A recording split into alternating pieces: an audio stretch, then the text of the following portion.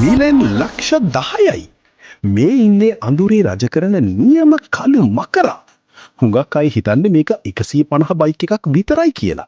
ඒත් මේ මකරාගේ දඩබ්බරකම දන්නේ පදින අය විතරයි.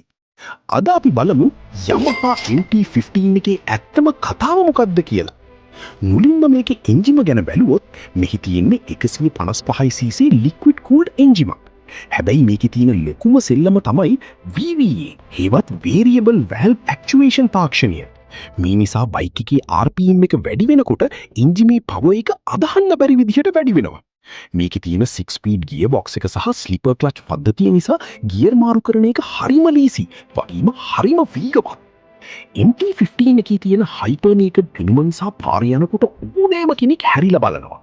විශේෂයෙන්ම මෙහි තියෙන LED ප්‍රොජෙක්ටර් හෙඩ්ලයිට් එක නිසා නියම මෘග පිනුමක් ලැබෙනවා. මෙහි තියෙන ඩෙල්ටා බොක්ස් ෆ්‍රේම් එක සහ USB අප්සයිඩ් ඩවුන් ෆෝක්ස් නිසා වංගු ගන්නකොට තියෙන පාලනය සහ සැප පහසුව ඉහළම මට්ටමක පවතිනවා. ආරක්ෂාව පැත්තෙන් බැලුවොත් මෙහි ඉදිරිපසට සිංගල් චැනල් ABS පද්ධතියක් ලබා දීලා තියෙනවා. ඒ වගේම මේ බයික් එකේ තියෙන තවත් සුපිරිම වාසියක් තමයි හිල් වැඩ කරන විදිය.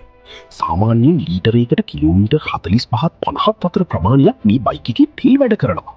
ඒ කියන්නේ පිනුමයි, වීගයයි, පිරිමැස්මයි කියන තුනම මේකේ තියෙනවා. ලංකාවේ වෙළඳපොලේ මේ බයික් එකක් ලක්ෂ 8ක් සහ 16ක් වගේ අතර මිල ගණන් වලට අලෙවි වෙනවා. ඉතින් 150 කාණ්ඩේ තියෙන දඩබ්බරම බයික් එකක් වෙන කෙනෙක්ට MT-15 කියන්නේ මාරම තීරීමක්. ඔයා කැමති MT-15 එකටද නැත්නම් FZ-V2 එකටද? පහලින් කමෙන්ට් එකක් දාන්න. මේ වගේ තවත් වීඩියෝ බලන්න අපිව ෆලෝ කරන්න.